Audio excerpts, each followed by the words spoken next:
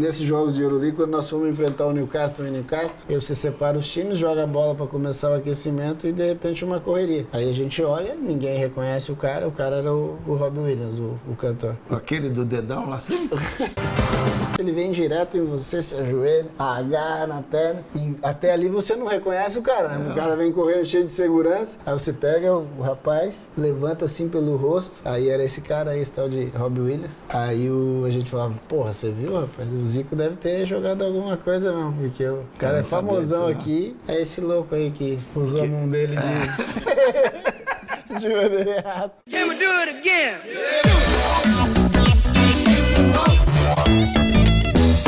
Pô, e ele uma vez, né, jogo de despedida do Baresi, e nós estávamos eu tava com a Sandra no hotel, e de repente, pô, um tumulto lá no hotel, na base do hotel, um jovem pra casqueira, aquelas fãs todas gritando, histérica. Aí o cara era do Robbie Williams, aí eu falei, aquele ator, né, não tinha um... Tinha.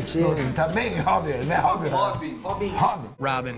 Mas aí eu falei, porra, mas essa turma aí não é tão jovem pra Gostar gostar do cara lá. Que ele era uma babá quase perfeita. Esse maluco... É porque na Inglaterra, modesta parte, tem o treinador aqui, tem moral lá pra caramba. Sim. Tinha muita moral. Mas tem moral em tudo que é lugar, mas na Inglaterra é diferente. Mas tem uns lugares que com certeza tem mais. É. Mas antes da gente começar esse papo, né, meu agradecimento aos nossos amigos e parceiros do grupo Assim Saúde. Um abraço aí pro Nelson, pro presidente Aziz. Um convidado totalmente especial, um convidado que foi o maior jogador que eu tive o privilégio de dirigir. Não foi tanto tempo, eu já tava meio que velhinho, né? Se eu tivesse mais novo, podia ficar mais tempo por lá. Mas nós saímos no pau lá com o nosso presidente, não só eu como ele. Alex, obrigado por você ter vindo aqui. Você não tava velhinho, o problema é que você atingiu um nível muito grande e aí a vaidade do homem não permitiu. Não permitiu, é. Lá era assim que funcionava. Alex, e aí? Tudo bom? Tudo bem? Maravilha, tudo O que você tem feito? Você tá no futebol ou tá no tênis agora? Relacionado ao esporte, eu acredito mais no tênis. Filhota, hein? Tá indo bem. Eu tô acompanhando lá na tua...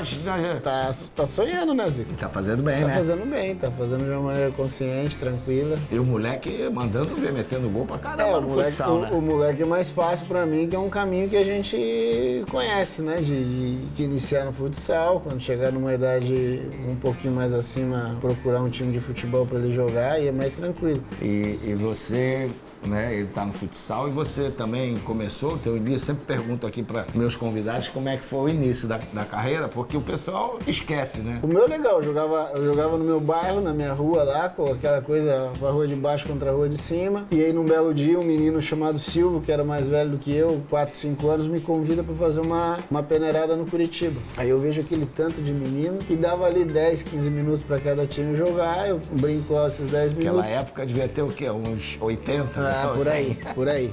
Mais de 100 meninos, fácil. Eu tinha 9 para 10 anos, não tem categoria para você jogar no Curitiba, mas tem um lugar legal que eu vou te levar, que é na ABB, na Associação Atlética do Banco do Brasil. Então eu saí de casa para entrar no Curitiba e volto para casa como um jogador que ia jogar futebol de salão na ABB. E aí eu retorno pro Curitiba. E aí faço os dois paralelos. É o futebol de salão, que hoje é futsal. Que é sempre bom, né? É sempre bom fazer os dois, né? Quem fez só um, quando vai pro outro, complica. Se você demora na transição da quadra pro campo, você tem dificuldades, mas você jogando os dois, aí dá pra levar na boa. Tanto que eu largo o futebol de salão na semana que eu estreio no time principal. O Carpegiani colocou um menino de 17 anos pra jogar. Quando eu vou pro Curitiba, eu vou ganhando menos do que eu ganhava no futsal. Eu estreio nessa semana, o Carpegiani, que era o treinador, me chama e fala, cara, você vai ter que fazer Paulinho, você vai ter que fazer uma escolha. Teve um momento, o país passa uma crise tremenda, meu pai e minha mãe desempregados como uma grande maioria do povo brasileiro, quem sustenta aquele período é o futebol de salão. E me sustentou até os 17, porque do Curitiba eu nunca tinha ganho nada. Passo a ganhar quando eu me torno profissional. Já teve que sair, aí nessa teve que sair. Não tinha como, porque Paulo, na época, você conhece bem, o preparador físico dele era o Gilberto Tim, treinava igual um louco. Deus o tenha, mas você conseguiu botar o pé aqui em cima na testa. Era uma tentativa, alongamento de 5 minutos, mais ou menos. Vamos, garotinho, vamos. Quantos anos? Aí eu estreio, no profissional eu estreio em 95, jogo Paranaense de 95, Paranaense de 96 e no meio de 97 eu vou pro Palmeiras. Mas aí nesse período eu tô na seleção de juniores, aquela coisa toda. Jogo sul-americano, jogo mundial. E aí o Palmeiras, que era o Palmeiras da Parmalat na época, tinha por filosofia contratar jovens,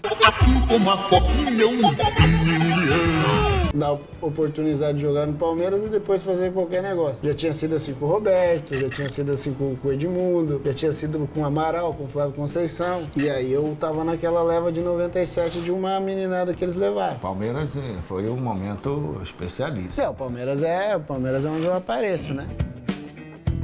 Quem me contrata é o Márcio Araújo. As pessoas às vezes têm que reconhecer. Márcio Araújo, treinador antigo, né? Isso. Porque... Não é o volante. Talvez seja difícil reconhecer o Márcio Araújo. O Márcio Araújo, branquelo, alto, jogador, jogou em São Paulo. Jogou no São Paulo e tal. No meio disso, o Palmeiras cria um projeto de que tinha que ganhar Libertadores. E aí vai atrás do Filipão, que era o último treinador campeão com o Grêmio. O Filipão tava no futebol japonês. Então Tava lá no Júbilo. É. O Filipão volta e aí o Filipão começa a pregar uma ideia de que o Palmeiras tinha que ser campeão até o fim do contrato dele, que era 2000. Por coincidência, era o fim do meu também. E aí a gente, no primeiro ano, é vice-campeão brasileiro. Em 97, a gente faz um brasileiro bom, faz a final com o Vasco e perde no regulamento. O Vasco tinha a melhor campanha na primeira fase. Aí no ano seguinte, a gente ganha a Copa do Brasil. O Palmeiras faz 2-0 e é campeão da Copa do Brasil 98. Que nos dá a vaga pra jogar a Libertadores de 99. Em 98, eles inventaram a tal da Copa Mercosul. E aí o Filipão usa a ideia de, olha, vai ser um vestibular, muita gente não jogou na América do Sul ainda, vamos aproveitar disso. E o legal foi que a gente pegou um grupo pegou um uruguaio, aí pegou um chileno, aí foi misturando pra ver essas escolas, que, por exemplo, pra mim era novidade. Pra outros já não era nem tanto, porque a gente tinha um grupo de jogadores muito, muito experiente. E aí a gente ganha a Mercosul. O time que fez a melhor campanha. O Palmeiras chegou à final e ganhou agora apenas com uma derrota.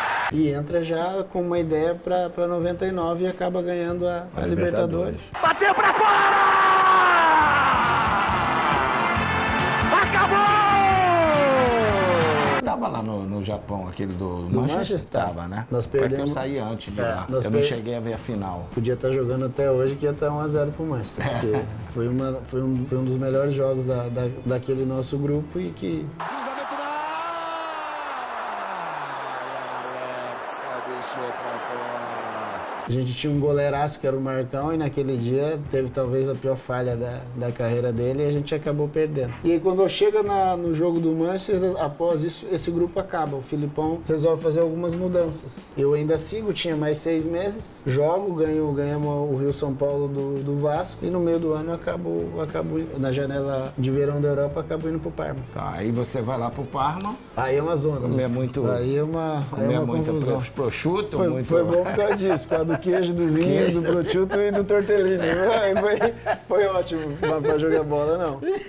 Eu chego lá e já acho estranho, porque eu jogo no Brasil e Argentina pelas eliminatórias. Antônio Carlos, bom lançamento, olha a chance, o toque! Gol! E viajo dias depois. E quando eu chego em Milão, não tem ninguém do Parma. Aquilo já me causa estranheza, né? Os caras vieram no Brasil, compraram um jogador, 15 milhões de dólares. Esse jogador jogou Brasil e Argentina ontem. E não tem ninguém do clube? Achei estranho. Fomos pra Parma, chegamos em Parma, fomos direto pro escritório do presidente do Parma. E aí eu chego lá e falo, nós temos um problema com o excesso de estrangeiro, você não vai conseguir ficar aqui, nós vamos ter que te emprestar. Falei, então tudo bem, vamos conversar, vamos ver pra onde eu vou. Eu quero que você vá pro Napoli. Aí eu vejo o Napoli mal pra caramba na segunda divisão. Falei, cara, não vou pro Napoli. Tô brigando pra ir pra Copa do Mundo, não posso jogar na segunda italiana com um time que não vai brigar por nada. O Abel tava treinando o Olympique de Marseille. Vamos conversar pra você ir pro Olympique e tal. Aí o Parma, não, também não quero. Só que na época, quando a gente foi, tanto eu quanto a minha mulher, nós nos preparamos porque a conversa com o Parma já acontecia há alguns meses. Então a gente foi estudar italiano. Então muito das coisas que eles falavam paralelo, a gente entendia. Né? E aí aí tinha um diretor... Tutti buona gente. Quando não se fala em dinheiro, sim.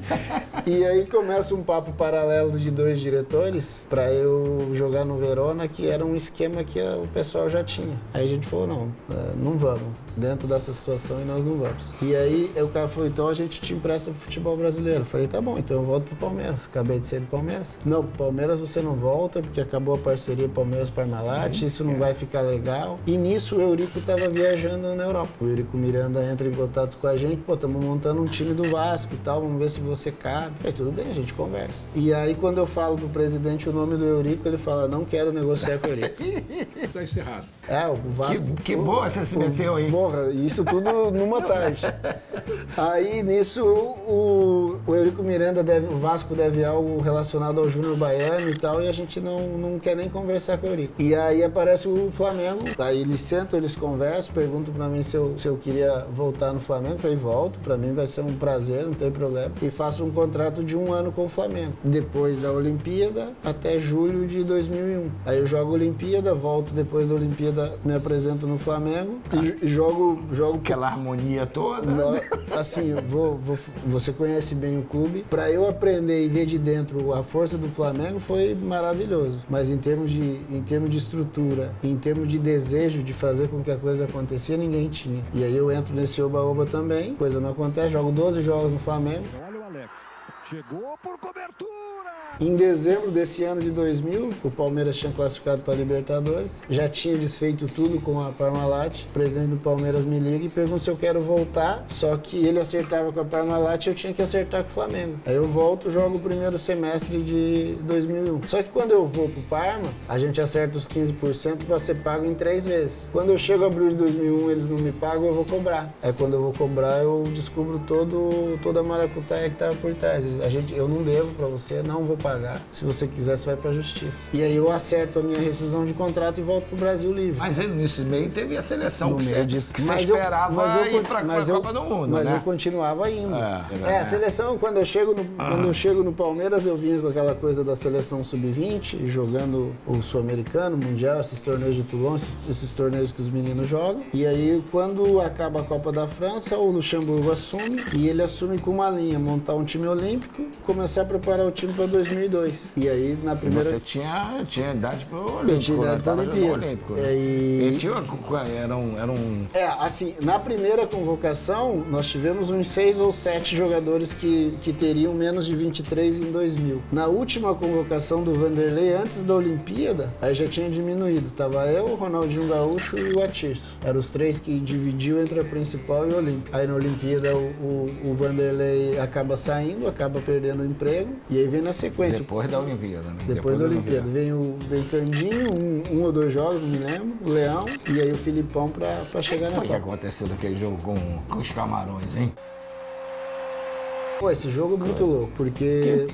Então eles perderam, estavam com -2, né? -2, eles tinham 9 homens. Eles fizeram uma coisa que, por exemplo, se é hoje, com a cabeça que a gente tem depois que vai aprendendo, a gente ganharia de 3-4. Mas ficou uma ansiedade tão grande, porque o que eles fizeram? Eles tinham um zagueiro mais velho, que era um do acima de 23. Esse zagueiro comandava a linha e adiantava o time, mesmo com 9. E a gente com uma mania de vir atrás, pegar a bola e lançar por cima da linha. E o cara entrava impedido. Quando era muito mais simples, era você fazer uma tabela e o terceiro entrava, recebia na frente e não... Nós fizemos isso uma vez, fizemos o gol, que o Bandeira anulou mal anulado, foi um gol do Fabiano. E aí tinha aquele fatídico gol de ouro, se eu não me engano, na história foi o último gol de ouro. Bami marcar o gol de ouro. E a gente acaba eliminado, mas a gente jogou uma competição muito abaixo do que era esperado. Eu fui convocado com o Vanderlei, eu fui convocado com o Leão e fui convocado com o Felipe. Inclusive o jogo famoso, aquele do Uruguai, do Romário, aquela coisa toda, eu tava nesse jogo que era o primeiro jogo do Filipão. Em 2001 teve a Copa América na Colômbia, e a Colômbia tava uma briga lá entre eles, tipo, iniciando uma guerra civil, e ele pedia assim, pô, me ajude, porque é importante, a gente sabe como é que é resultado no Brasil. E essa história é boa, a gente tá em Guarulhos pra embarcar, o Mauro Silva levanta a mão e fala, eu não vou, explana por que não vai, fala pra gente que a gente também devia não ir, devia boicotar a competição, porque a Argentina naquele momento já tinha dito que não iria, e a gente fala pro Mauro, pô, você já é campeão do mundo, você não tem expectativa nenhuma, você tá largando o futebol já, a gente vai. devia ter acreditado no Mauro. Aí a gente foi pra Copa América, jogamos muito abaixo, porque não teve treino, não teve nada, chegou lá e jogou, caímos com Honduras. Aí, zica, quando volta pro Brasil. Nos últimos, acho que 2 ou 3 jogos, ele começa a fazer convocações diferentes. E aí teve um jogo no Mato Grosso, Brasil e Islândia. Mas não essa Islândia aí, fortalecida. Uma Islândia, eram uns baixinhos, gordinhos. E o Felipe veio no meu quarto, tô eu e o Kleberson. Era o primeiro jogo do Kleberson. Era o primeiro jogo do Gilberto Silva. Era o primeiro jogo do Kaká. Era o primeiro jogo do Anderson Paulo. E fala pra mim, pro Vampeta no corredor, não, vocês não vão jogar, já conheço, não precisa participar. Aí aquela coisa, né? Os caras entraram, o Kaká fez gol. 8-0. Um sacode, todo mundo fez gol. E aí quando acaba o jogo, entra o Mauro Naves na Globo, no Jornal da Globo. Carimba o passaporte pra Copa do Mundo. Gilberto Silva, Polga, Kaká e Kleberson. Eu olho pro Vampeta e falo, não é possível, nós estamos há 4 anos aqui. Nós estamos há 4 anos na fila esperando o passaporte. Aí segue, sai a lista. Quando o Djalma tem lá o problema dele com o treinador da cabeçada, eu falo, pô, agora eu vou e com um a menos pra brigar ainda, porque a briga era entre mim e o Djalma. E de repente sai a lista e eu não tô. Daí, uma decepção grande, né? Enorme. Briguei com isso aí durante 2, 3 anos, foi bem complicadinho. Tanto que eu achava que eu não iria mais, né? Só que aí entra 2003, eu jogo pra caramba em 2003, mas assim... O Cruzeiro, né?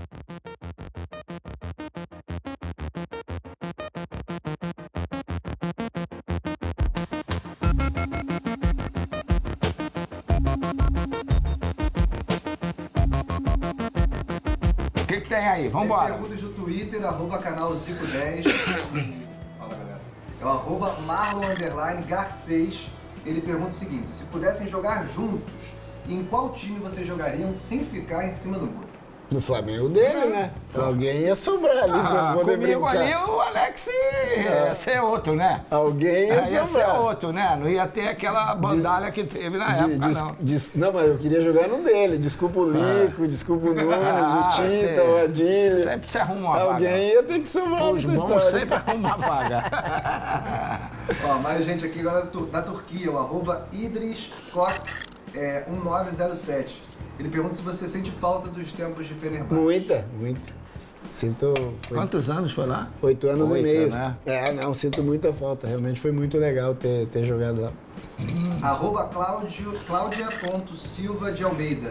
Alex, você é crítico assim como eu e queria saber sobre a gestão da CBF. A sua opinião, o que deve ser feito para melhorar? A CBF eu tenho bem definido para mim. A CBF faz bem a seleção brasileira, cuida bem da seleção brasileira. De 89 para cá tem ganho muito dinheiro com patrocínio, trazendo coisas boas para a seleção. Eu joguei na seleção 10 anos, nunca faltava nada. Essa é a CBF tutora da seleção brasileira, essa trabalha bem. Agora a CBF do futebol brasileiro é péssima.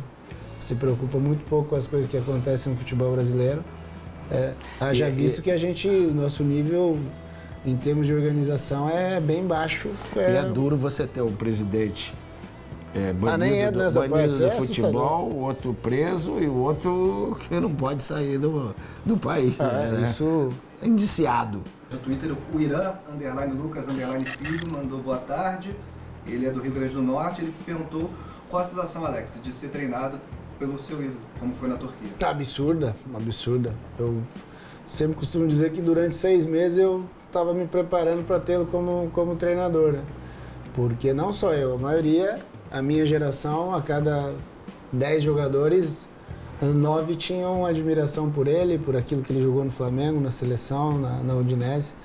Então, realmente, a sensação era única de estar todo dia com o Zico, ouvindo história, sendo treinado por ele, tendo indicações, eu principalmente, que eu jogava numa faixa parecida, de como participar, de como me colocar.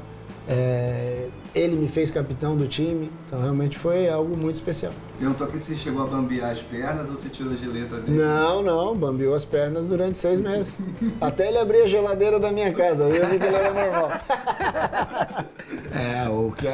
E era complicado para mim isso, né? Porque você dirigir jogadores, até mesmo estrangeiros, que tinham muita admiração, né? E o que eu queria era Era mostrar que eu tinha conhecimento de futebol ali, de tática, do que eu podia fazer para eles. Enquanto treinador, né? Enquanto treinador, era o treinador deles, então eu não podia dar mole desse jeito, né?